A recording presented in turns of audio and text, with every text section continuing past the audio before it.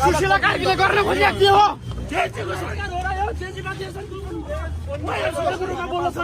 यसको विरुद्धमा अत्याचार अझै पनि प्रश्न उठाउन खोज्दैन।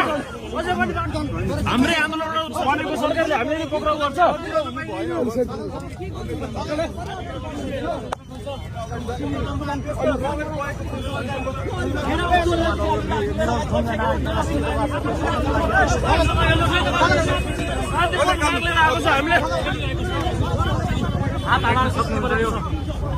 प्रहरीले उहाँलाई नियन्त्रण गर्ने कोसिस यो निश्चित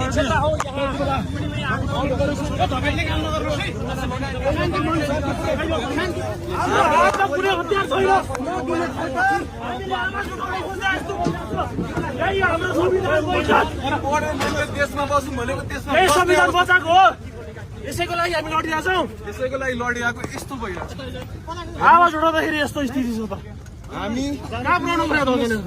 हामी पुलिसहरूको मनोबल बढ्नु पर्छ भन्ने नै चाहन्छौँ। हामीलाई त्यहाँ जान दिनुहोस् प्लिज। हामीले मागेको तपाईँहरूको लागि पनि हो, सबैको लागि हो।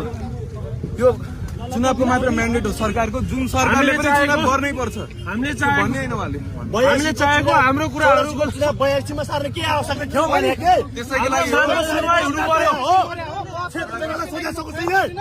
सुशीला कार्कीले जसरी भन्दै हुनुहुन्छ कि चुनाव गरेर बदलाव हुन्छ, त्यो कुनै पनि असम्भव छैन।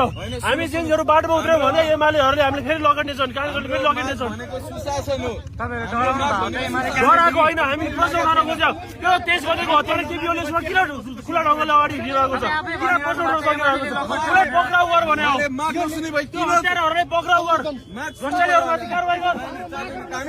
हामी आवाज सिंहदरबारबाट हामी कतै पनि हट्दैनौँ। हामी यहाँबाट